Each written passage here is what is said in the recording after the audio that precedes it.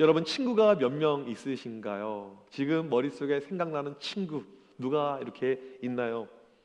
이렇게 질문하게 되면 먼저 친구의 정의부터 좀 내릴 필요가 있죠. 지금 옆에서 함께 예배드리고 있는 분이 친구인가? 끝나고 함께 김밥을 나누는 분이 친구인가? 누가 친구이냐가 또 중요한 이유가 될 것입니다.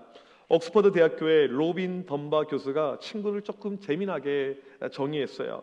공항에서 누군가를 기다리기 위해 앉아 있다가 우연히 만났을 때 그냥 보내지 않고 옆에 앉히고 싶은 사람이 친구라는 거예요. 상당히 좀 재미난 접근이죠. 제가 올해 2월 달에 인도 선교를 가는데 이제 인천 공항에 갔어요. 비행기 타려고 대기하고 있는데 아는 목사님을 만났어요. 목사님 어디 가요? 인도 가는데요? 그러면 어떤 비행기 타세요? 아시아나 타는데요? 똑같은 비행기 똑같이 인도를 가는 거예요. 그래서 한참 동안 이렇게 이야기했던 그게 친구라는 것이죠. 쉽게 말하면요. 이렇게 정의해 봤었을 때 우리가 인간관계를 통해서 얻을 수 있는 친구가 많게는 한 150명까지 이렇게 이룰 수가 있다고 합니다.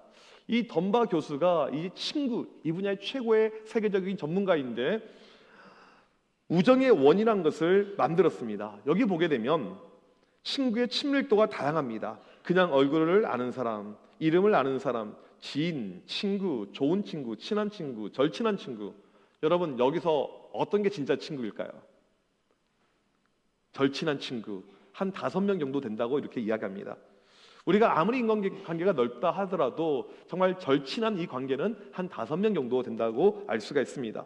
그런데 이 관계는요 매우 중요하다고 그래요.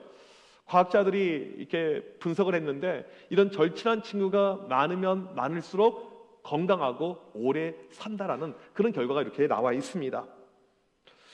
이 절친한 친구, 영어로 베스트 프렌드라고 하는데 이 친구가 정말 중요한데 오늘 말씀에 등장하는 이 욥을 보게 되면 욥에게는 이런 친구가 있었습니다. 욥처럼 세상에서 성공한 사람들을 보게 되면 그들의 특징 가운데 하나가 인간관계예요. 비즈니스를 하거나 정치를 하거나 이렇게 좀 세상에서 큰 물에 노는 분들을 보게 되면 이 좋은 인간관계를 갖는 것을 우리가 알 수가 있습니다. 오늘 본문에 등장하는 욥 역시 이 당시 동방의 최고의 부자였는데 그의 절친 3명이 등장합니다. 2장 11절에 보니까 이름이 나오죠. 엘리바스, 빌닷, 소발. 그러면 어떤 기준에서 이 친구들이 절친이라고 우리가 그냥 단정을 지을 수 있을 것인가? 이제 보통 세상에서는 누가 진짜 친구인가, 절친인가 물어봤었을 때 돈 빌려달라고 할 때 바로 주면 절친이라는 거예요. 기준이 있더라고요. 500만 원 이상을 바로 주면 그건 절친이라는 거예요. 근데 반대 의견도 있어요. 친구 사이는 돈 주는 거 아니야. 친구 깨져 이렇게 이야기도 하더라고요. 오늘 본문에서 보게 되면 어떻게 봤길래 이 욥의 친구들이 절친이라고 이야기할 수 있을 것인가? 먼저 첫 번째는요. 먼 데서 왔어요. 친구를 만나기 위해서 멀리서 만나기 위해서 온 것이 나옵니다. 오늘 말씀 보게 되면 엘리바스가 대만 사람입니다. 대만은요 에돔 지역이에요.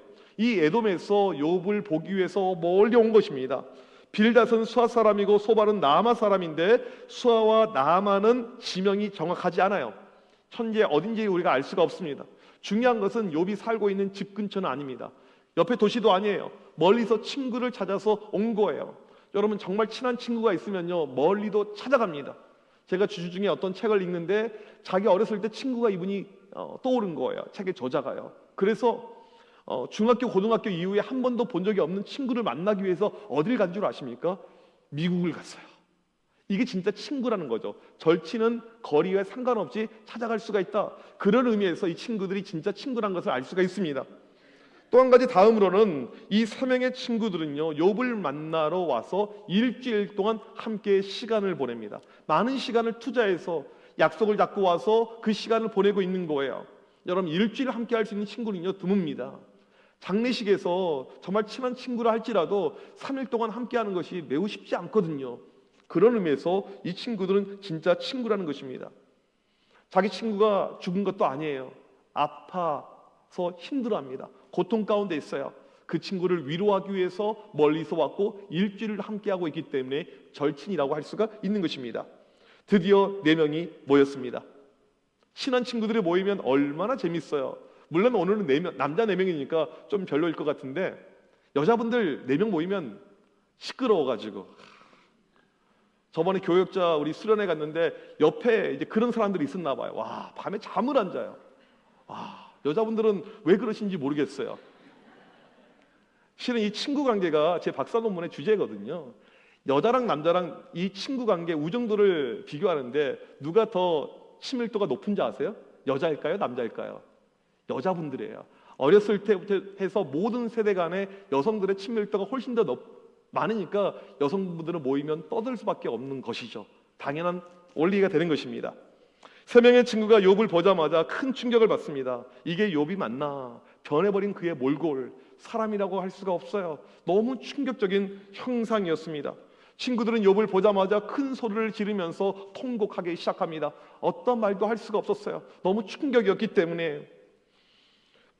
말없는 친구들의 이 모습을 보면서 이 욥이 자기의 신세를 한탄합니다. 내가 태어나지 말았어야 되는데, 내가 태어나가지고 이런 고통 가운데 주변 사람들에게도 이렇게 마음을 힘들게 하고 내가 태어나지 말았어야 되는데 라고 이야기를 하자 욥의 친구 중에 가장 연장자인 회장적인 엘리바스가 말을 합니다.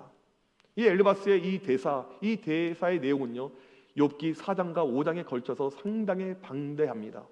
성경을 시간 날 때 쭉 읽어보게 되면 이 엘리바스가 어떤 심경으로 욥에게 이야기했는지를 알 수가 있어요. 저는 오늘 이 긴 분량 가운데 한 부분만 뽑았어요. 그리고 이것을 여러분들에게 읽어 드리려고 합니다. 욥기 플러스 성경이라는 책이 있습니다. 참 좋은 책이에요. 제가 설교를 준비할 때 욥기를 볼 때 잘 참고하는 책인데, 이 책의 저자 강산 목사님은 히브리어로 욥기 전체를 다 번역을 했고 이걸 가지고 계속 설교하신 정말 욥기의 대가 중에 한 분입니다. 번역을 너무 기가 막히게 해놨어요. 3절과 8절 그 번역된 내용을 가지고 제가 한번 읽어드리겠습니다. 과거의 자네는 많은 사람에게 옳은 말로 훈계해 주었고 손에 힘이 풀린 사람들에게도 위로와 격려로 힘을 주었지.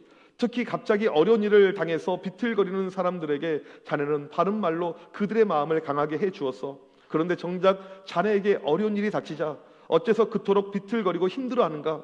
자네는 거룩한 삶을 지금까지 의지해왔고 자네의 온전한 삶을 지금까지 자부해오지 않았는가? 그런데 지금 그 당당하고 자신만만했던 태도는 다 어디로 갔는가? 자, 이제 생각을 한번 해보게.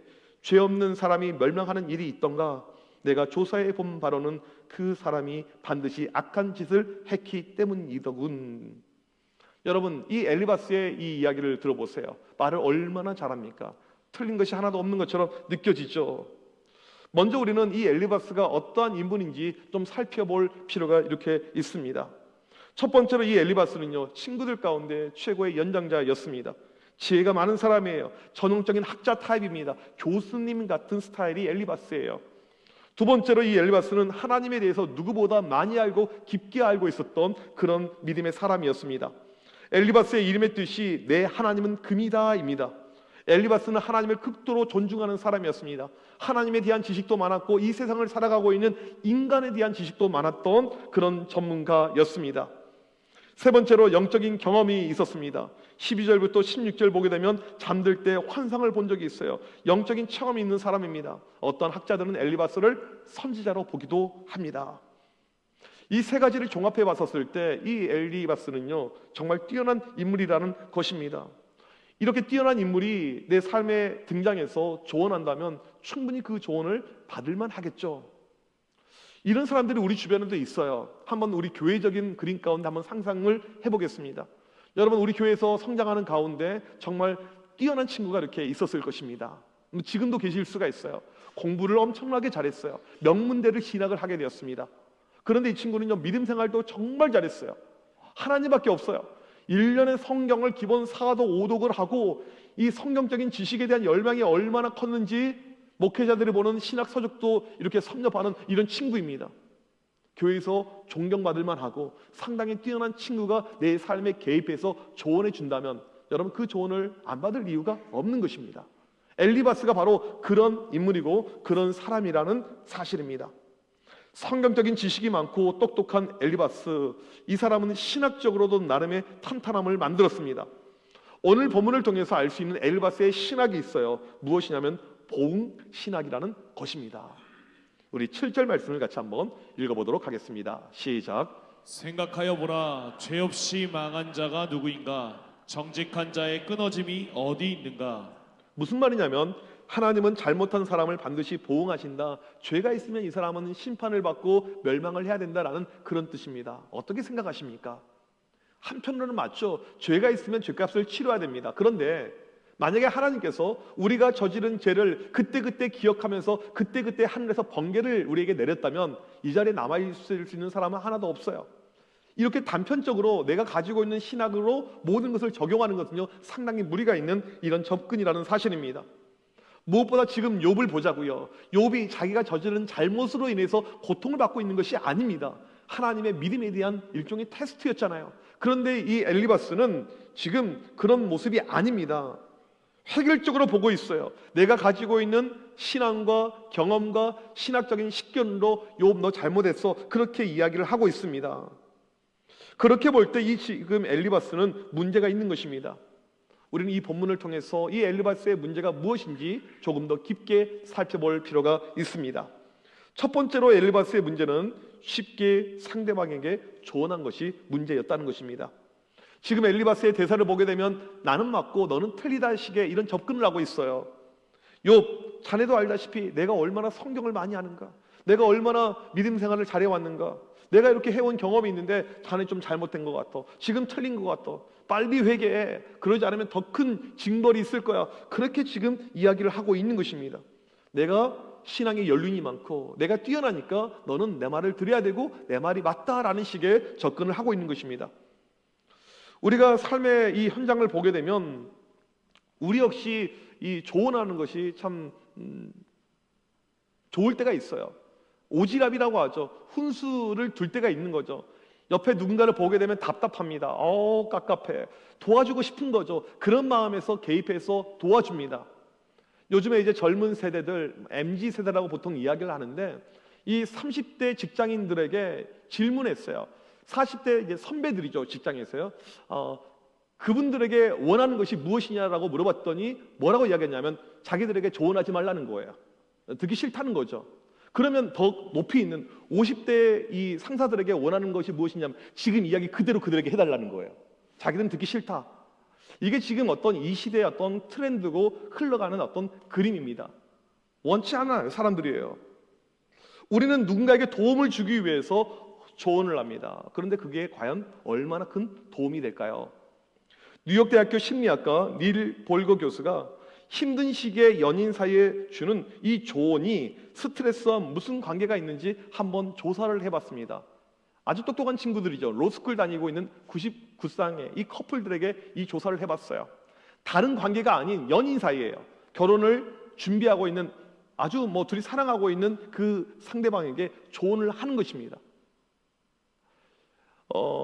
조언을 받은 날과 조언을 받지 않는 날의 스트레스를 비교해 봤는데 조언을 받은 날 스트레스가 올라갔을까요? 조언을 안 받는 날 스트레스가 올라갔을까요? 안 받은 날. 이게 아주 친한 관계이고 편한 관계이고 사랑하는 사이이고 내가 믿는 관계인데도 그렇다는 거예요. 그러면 왜 조언해 줬는데, 사랑하는 사람이 조언했는데 왜 스트레스가 더 올라갔는가 조사해 봤더니 누군가에게 내가 자꾸 조언을 받게 되면 자기가 무능력하게끔 느껴진다는 거예요. 또 누군가가 자꾸 나에게 조언해 주면 그 사람에게 빚진 마음이 든다는 것입니다. 누가 나에게 자꾸 조언하게 되면 그대로 안 했었을 때 어떤 부담감, 압박감이 나에게 느껴져서 스트레스가 올라간다는 것입니다. 우리가 그런 가운데 자주 하는 실수가 무엇이냐면요, 쉽게 조언합니다. 교회에서 어렸을 때부터 편한 관계이고 그냥 사석에서 언니 동생 형 동생 편하게 부르니까 조언도 쉽게 해요. 그러다가 그것이 상처로 가는 경우가 왕왕 있죠. 교회에 누가 처음 오게 되었습니다. 처음 오신 분들은요, 교회를 잘 몰라요. 교회 관계도, 교회 어떤 이 돌아가는 그림도 잘 모릅니다. 그런 가운데 도움을 주기 위해서 한마디 던졌는데 그것이 그 사람에게 상처가 되는 경우가 생각보다 많이 있습니다. 이런 문제가 실은 누구에게 더 많이 있냐면 교회를 오래 다니는 사람들, 교회 중직자들, 우리에게 더 문제가 많이 있다는 사실입니다. 야고보 사도는 그러하게 우리에게 분명하게 이야기합니다. 야고보서 3장 6절을 보면 혀는 곧 불이요, 혀가 모든 것을 태운다라는 것이죠. 야고보서 3장 8절을 보게 되면 혀는 능히 길들일 사람이 없다, 쉬지 않는 악이다, 죽이는 독이다 라고 이야기를 했습니다. 지금 엘리바스가 욥에게 도움을 주고자 조언하고 있는데 그것은 욥에게 일도 도움이 되지 않았습니다. 오죽하면 서구 문명권에서 Job's friend라는 그런 관용구가 있습니다. 욥의 친구들이라는 표현입니다. 좋은 뜻이 아니에요. 어떤 의미냐면 경우에 맞지 않는 말을 구사한다, 피상적인 위로자라는 뜻입니다. 지금 하고 있는 이 조언이 도움이 되지 않는 것을 우리가 볼 수가 있습니다. 두 번째 엘리바스의 문제는요, 상대방의 어려움의 원인을 분석하는 것이었습니다. 우리는 보통 누군가가 어려움을 당하게 되면요, 그 원인을 분석하려고 하죠. 이게 일반적인 우리가 가지고 있는 습성, 본능이라고 할 수가 있습니다. 이스라엘과 지금 이 하마스 전쟁이 발발하게 되었습니다. 많은 인명의 피해가 발생했어요. 이 전쟁의 원인이 무엇인가? 우리는 이렇게 접근해요. 우크라이나 러시아 전쟁하고 있습니다. 전쟁의 이유가 무엇인가? 늘 항상 우리는 그렇게 접근합니다. 누군가가 어려운 가운데 있어요. 고난 가운데 있습니다. 교인 가운데 그런 사람이 있어요. 왜 그런 어려움을 당할까? 우리는 그렇게 일반적으로 접근할 때가 너무나도 많이 있습니다. 지금 엘리바스도 마찬가지예요. 욥에게 임한 권인의 원한을 찾고 싶습니다. 그게 돕는 거라고 느끼는 것이죠. 욥, 모든 고난은 이유가 있는데 바로 자네의 죄 때문이야. 빨리 죄를 뉘우쳐, 죄를 회개해, 그리고 하나님께 돌아와. 그러면 그 고난이 사라질 거야. 고난의 원인을 찾은 거예요. 엘리바스예요. 그게 엘리바스의 큰 문제가 된 것입니다. 이러한 태도는요, 우리의 삶에 상당히 많이 있습니다. 특별히 가정에서 자녀들이 아프거나 자녀들이 중병에 걸리게 되면요, 부모는요, 자기의 죄라고 생각해요. 자기의 잘못이라고 생각합니다. 제가 읽은 책 가운데 재미난 책이 있는데 자빠져도 사랑해, 자빠져 있어도 사랑해, 이 책입니다. 이름만 봐도 재밌잖아요. 책이 정말 재밌어요. 이 책의 저자가 이제 여자분인데 처음에 이제 결혼해서 첫째 아이를 낳았어요. 그리고 이제 집에 왔습니다. 처음 아이를 낳으면 얼마나 귀엽고 사랑스럽습니까?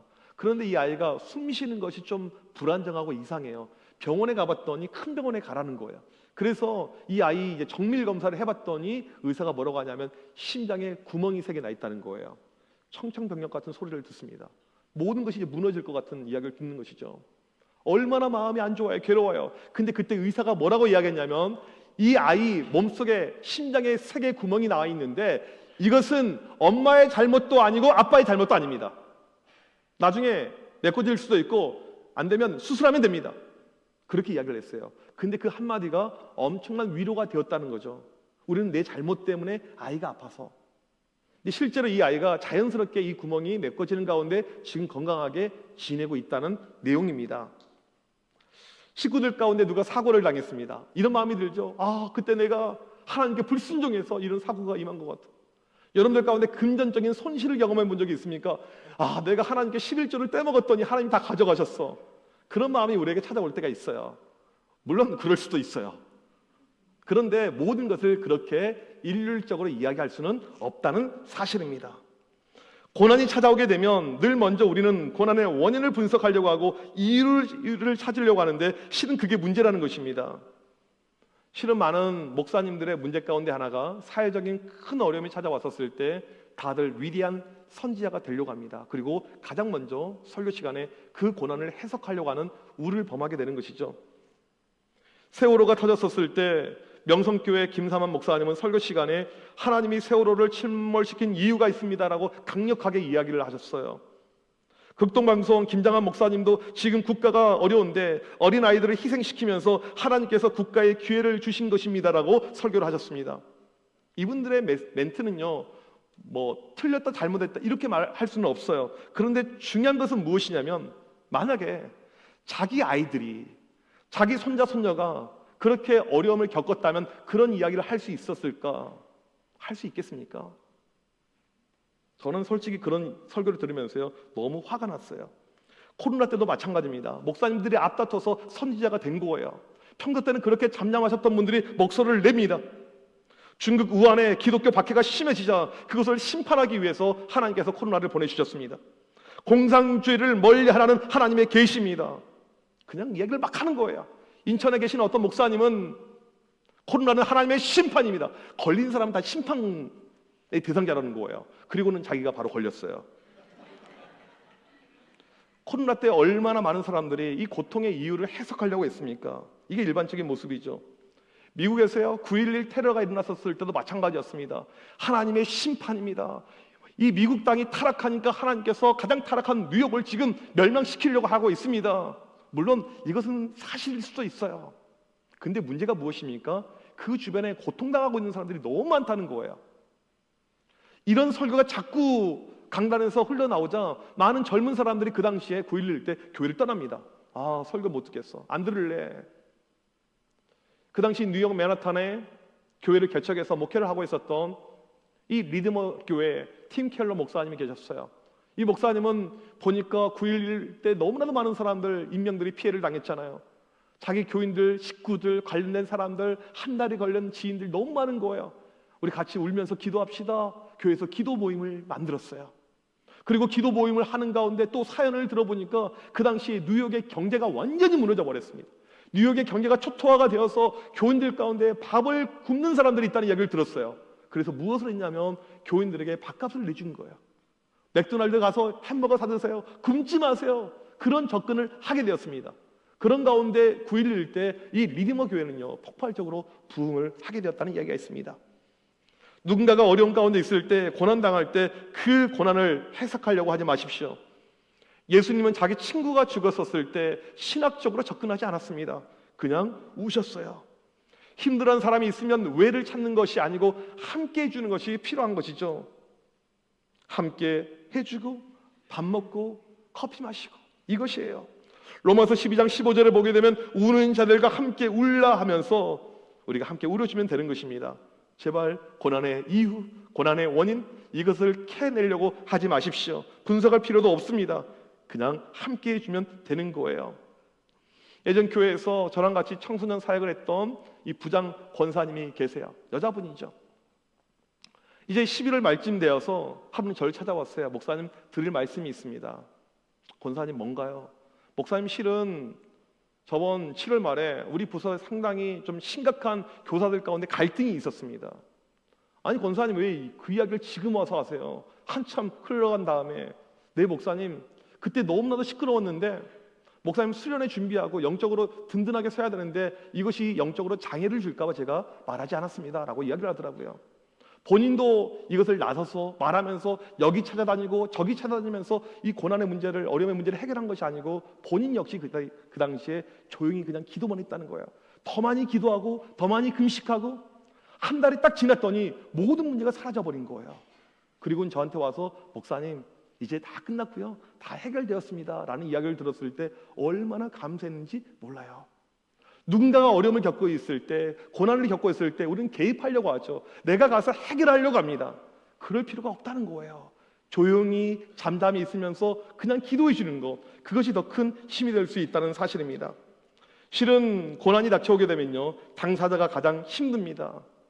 이번에 우리 자녀들 이제 수능을 많이 봤는데 어떻게 봤는지 저는 잘 모르겠어요. 근데 이제 혹이라도 시험을 못 본 아이가 있을 수도 있겠죠. 시험을 못 보면요 부모들이 되게 힘들어해요. 그런데 진짜 힘들어한 것은요 본인 자신입니다. 어떤 친구가 시험을 이제 잘 못 봤다고 그냥 가정을 할게요.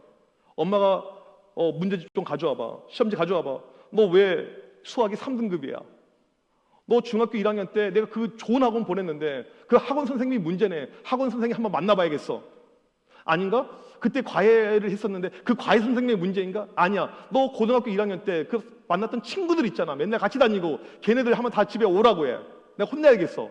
아니 너 고3인데 정신을 못 차리고 그때 교회 수련회 갔었잖아. 그 목사님 오라고 그래. 여러분 이런 식으로 고난의 원인을 찾게 되면 이게 찾아지고 해결이 될까요? 절대 그렇지 않다는 사실입니다. 이 고난의 순간에 진짜 힘든 사람은 누구냐면요 당사자예요.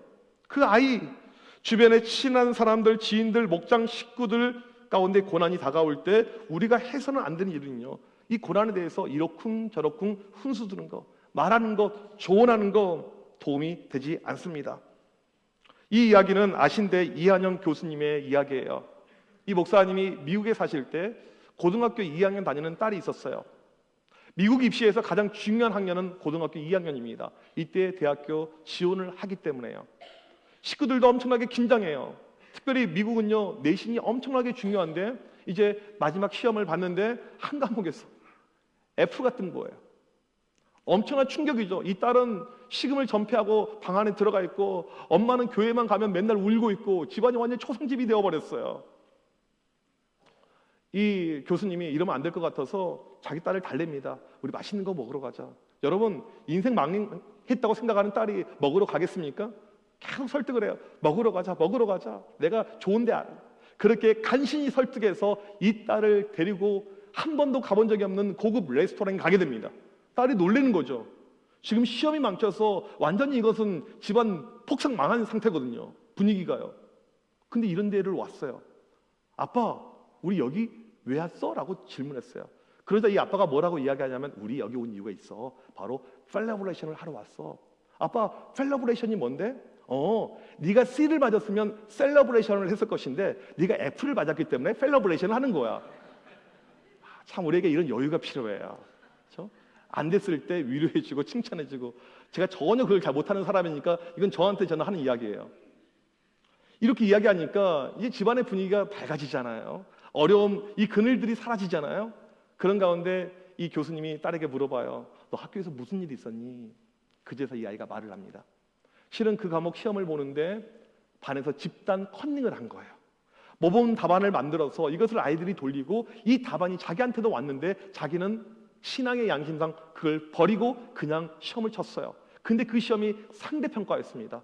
아이들 반에 있는 전체 아이들은요 전부 다 좋은 답안을 썼고 혼자만 나쁜 답안을 냈기 때문에 F가 뜬 거예요. 그 이야기를 하자 이 아빠가 모든 이 상황을 알면서 얼마나 딸이 사랑스럽고 귀하게 느껴집니까? 하나님의 자녀로 살려고 노력했던 우리 딸의 모습. 식구들이 더 많이 위로해주고 야, 너 대학 안 가도 상관없어. 이렇게 살면 너 충분해. 그렇게 이제 위로해주는 그런 시간이었다고 해요. 이제 그리고 대학교 원서를 쓰게 됩니다. 한 과목 F가 있어요. 우리로 말하면 중요한 국영수 가운데 하나가 다 뭐 1, 2등급인데 뭐 7등급, 8등급, 9등급이 있다고 생각을 해보세요. 대학을 갈 수 있겠습니까? 미국 입시는요 중요한 것이 성적은 중간 이상만 되면 되고 그 다음에 중요한 것이 에세이입니다. 살아온 레스토리가 정말 중요해요. 그때 이 딸이 에세이를 썼는데 에세이 이름이 바로 셀러브레이션이었어요. 이 스토리를 쫙 썼어요. 그리고는 미국의 명문 대학교에 합격을 하게 됩니다. 우리가 살면서 내 자녀들 가운데, 내 친구들 가운데 이런 어려움을 겪을 때가 있어요. 우리는 다가갑니다. 내가 도와주려고 하죠. 그러면서 오히려 훈수를 두고 실수를 할 때가 있습니다. 자녀가 고난당할 때 분석하는 것이 도움되는 것이 아니고 그냥 함께 주는 것입니다. 친한 친구가 고난을 당할 때 우리에게 중요한 것은 훈수도 조언도 해석도 아니고 함께 주는 것입니다. 그냥 함께 주십시오. 울어주십시오. 조용히 기도해 주십시오. 우리는 오늘 이 모습을 닮아가길 원합니다. 이러한 모습을 꿈꾸고 닮아가길 원하는 우리 모두가 되시길 주님의 이름으로 간절히 축복합니다. 우리 이 시간 자리에 일어나셔서 함께 찬양하길 원합니다. 여러분 주변에 힘들고 어려운 사람이 있다면 이렇게 우리가 찬양하면 좋겠어요. 하나님은 너를 지키시는 자, 너의 우편에 그늘 드시니 낮에 해와 밤의 달도 너를 해치 못하리. 우리 이러한 마음을 가지고 이 시간 찬양하겠습니다.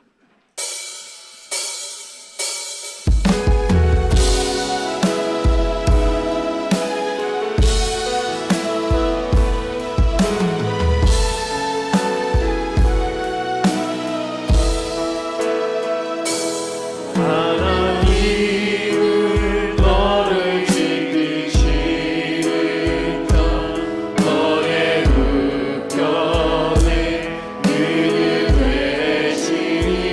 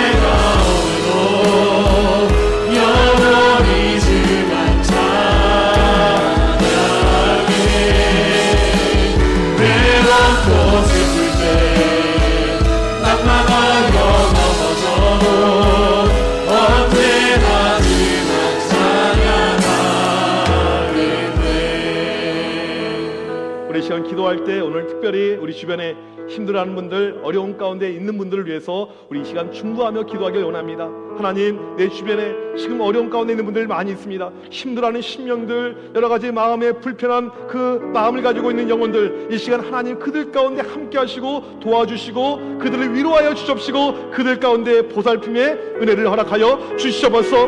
우리 주변에 힘들어하고 어려운 분들을 위해서 우리가 함께 기도하고 나갈 때 하나님의 놀라운 치유와 은혜와 회복의 역사가 이 시간을 통해서 나타나게 하여 주시옵소서. 우리 시간 주여 한번 외치고 합심하여 간절히 기도합니다. 주여! 하나님 아버지, 이 시간 간절히 기도합니다. 하나님의 어려움 가운데, 고통 가운데, 아픔 가운데 있는 주여 그들을 바라보면서 기도하게 하여 주시옵소서. 하나님 아버지, 간절히 기도할 때 오른 자들과 함께 올라나와야 했는데 그들의 고통을 나의 고통으로 여길 수 있는 마음이 우리 가운데 생겨나게 하여 주옵소서. 이 시간 하나님 찾아가 주옵소서. 그 모든 어려움을 명케 하여 주옵소서. 모든 고통에서 자유케 하여 주옵소서. 하나님의 위로의 역사가 일어나게 하여 주옵소서. 이 시간을 통해서 하나님 만나주시며 하나님 고쳐주시며 새롭게 되는 놀라운 역사가 나타나게 하여 주옵소서. 주의 이름을 외치게 하여 주옵소서. 주의 이름의 능력이 있음을 고백합니다. 우리의 삶의 모든 죄고를 고쳐줄 줄 믿습니다. 회복의 역사가 나타날 줄 믿습니다. 하나님의 말이 아프다는 것이 아니고 우리의 마음이 아프게 하여 주옵소서. 우리의 기도가 아프게 하여 주옵소서. 간절히 기도할 때 하나님의 놀라운 능력의 역사가 나타나게 하여 주옵소서. 하나님, 우리 교회가 서로를 위해서 격려하고 위로하고 치유하는 교회가 되게 하여 주옵소서. 기도의 힘쓰는 교회가 되게 하여 주옵소서. 하나님, 그런 가운데 어려워한다면 힘들어한다면 하나님 아버지 군대와 고통과 자녀가 절복 속에 있어 위기 가운데 일어나고 회복할 수 있도록 인도하시고 이 시간 간절히 기도할 때 아버지 말씀하여 주옵소서. 아버지의 놀라운 은혜가 아버지의 놀라운 역사가 나타나게 하여 주를 바라보게 하여 주의 놀라신 은혜와 이 역사를 기억할 수 있도록 하나님 함께하여 주옵소서. 뵐수 있고 하나님 도와주시옵소서. 말씀하여 주옵소서. 이 시간을 통해서 하나님의 놀라운 위로와 놀라운 회복의 나타나게 하여 주시옵소서. 인도하여 주시옵소서.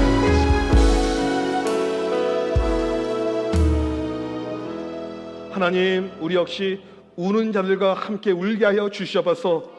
하나님, 그들의 고난 가운데 내가 개입하는 것이 아니고 분석하는 것이 아니고 우리가 문제를 해결하려고 하는 것이 아니고 하나님, 오직 기도로 잠잠히 나가게 하여 주옵소서. 하나님, 고난당한 이들을 품게 하여 주시옵시고 함께 할 수 있는 마음의 넉넉함을 허락하여 주옵소서. 하나님, 힘들고 어려운 그 심령들을 위해서 기도하는 교회가 되어서 우리 청암교회가 하나님 고난당한 이들의 심령의 위로를 받고 치유를 받고 회복을 경험할 수 있는 믿음의 공동체 되게 하여 주시옵소서. 지금은 우리 주 예수 그리스도의 크신 은혜와 하나님 아버지의 무한하신 사랑하심과 성령님의 놀라운 능력의 역사가 고난당하는 이들과 함께하며 그들을 위해서 기도하며 그들의 고난에 동참하며 하나님의 놀라운 일하심을 기대하며 나아가는 주의 모든 백성들 머리머리 위에 지금부터 영원토록 함께 있을지어다. 아멘.